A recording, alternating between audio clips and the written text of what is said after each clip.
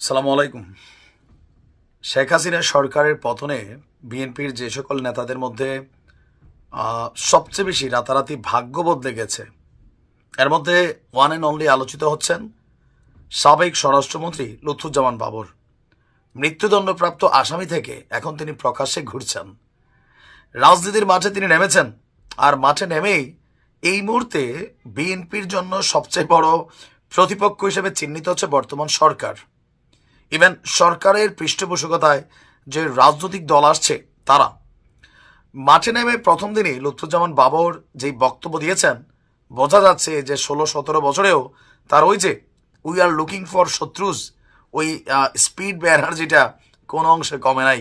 গতকালকে সরকারকে কঠোর হুঁশিয়ারি দিয়েছেন, বুঝলে বুঝ, না বুঝলে তেজপাতা।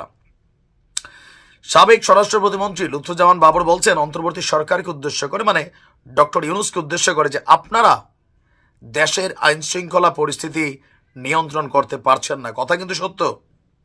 সারা দেশ এই মুহূর্তে আইন শৃঙ্খলা পরিস্থিতি খুবই বাজে একটা অবস্থায় আছে। তো তিনি বলছেন যে দ্রব্যমূল্যের ঊর্ধ্বগতিও আপনারা সামলাতে পারছেন না, নিম্ন আয়ের মানুষ হিমশিম খাচ্ছে। তাই দ্রুত নির্বাচন দিয়ে আপনারা সম্মানের সহিত বিদায় হন। শব্দটা বুঝেন, সম্মানের সহিত। দ্রুত নির্বাচন না দিলে অসম্মানও হইতে পারে এই সরকার।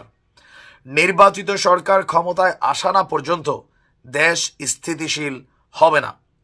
গতকালকে নেত্রকোনার মোহনগঞ্জ পৌর শহরের ট্যাঙ্গাপাড়া এলাকায় আপনার নিজের গণসংবর্ধনা অনুষ্ঠানে নানান বিষয়ে বক্তব্য দিতে গিয়ে তিনি সরকারকে বিশেষ একটা বার্তা প্রদান করেছেন। ইভেন আওয়ামী লীগ সরকার সম্পর্কে তিনি বলছেন যে আসলে আল্লাহ চাইলে কি না হয়, আল্লাহকে মনে প্রাণে ডেকেছি, আল্লাহ আমার দোয়া কবুল করেছেন, এখন আমি আপনাদের কাছে ফিরে এসেছি। আর এই মুহূর্তে নির্বাচন নিয়ে একটা ষড়যন্ত্র চলছে।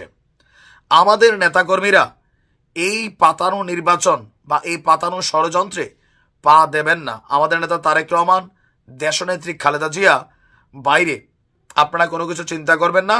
ষড়যন্ত্র মোকাবিলায় প্রয়োজনে আবার ঐক্যবদ্ধ হয়ে রাজপথে নামতে হবে। ইভেন দলের নেতাকর্মীদেরকে সর্বোচ্চ প্রস্তুত থাকারও নির্দেশনা দিয়েছেন।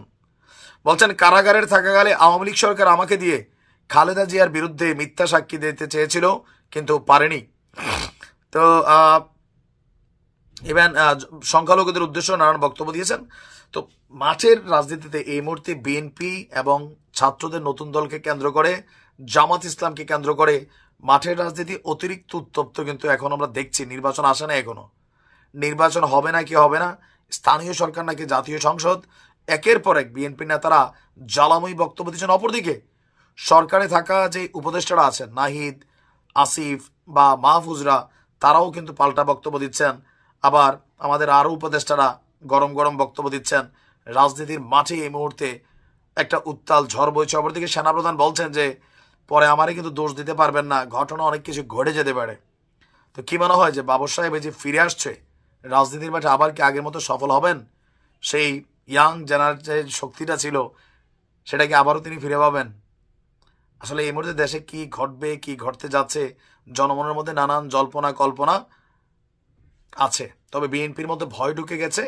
প্রেস সচিবের একটা কথায় যে এই বছর ডিসেম্বর যদি নির্বাচন না হয় তাহলে আগামী মার্চে হবে।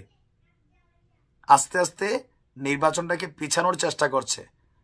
আমরাও বুঝি সংস্কার এখানে মূল ফ্যাক্ট না, ফ্যাক্ট হচ্ছে ছাত্রদের দলটাকে শক্তিশালী করা, আর কিছুই না।